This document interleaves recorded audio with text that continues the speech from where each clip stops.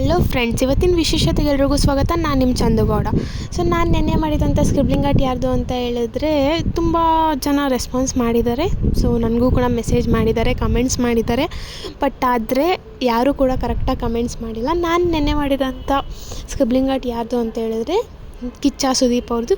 So ಯಾರೂ ಕೂಡ ಅದು ಕರೆಕ್ಟಾಗಿ ಆನ್ಸರ್ ಮಾಡಿಲ್ಲ.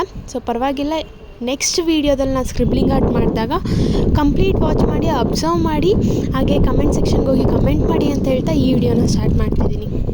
ಇವತ್ತಿನ ದಿನ ಹೆಂಗೆ ಶುರು ಆಯಿತು ಅಂತ ಅಂದರೆ, ಆ್ಯಸ್ ಯೂಶ್ವಲ್ ಪಿ ಜಿಲಿ ಇತ್ತೀಚೆಗಂತೂ ನಾನಂತೂ ಸೋಂಬೇರಿಯಾಗಿದ್ದೀನಿ, ಬೇಗ ಅಂತೂ ಎದ್ದೇಳ್ತಿಲ್ಲ.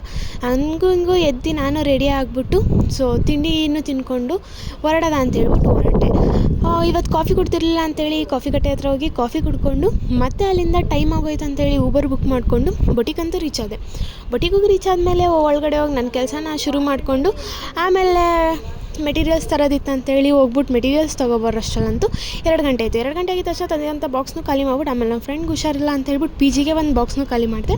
ಸೊ ಅವಳನ್ನ ಹಾಸ್ಪಿಟಲ್ಗೆ ಕರ್ಕೊಂಡು ಹೋಗಿದ್ದು ಮತ್ತೆ ನಾನು ಬೊಟ್ಟಿಗೆ ಹೋಗೋದೆ. ಇಷ್ಟೇ ಇವತ್ತಿನ ವಿಶೇಷ. Bye bye, see you tomorrow.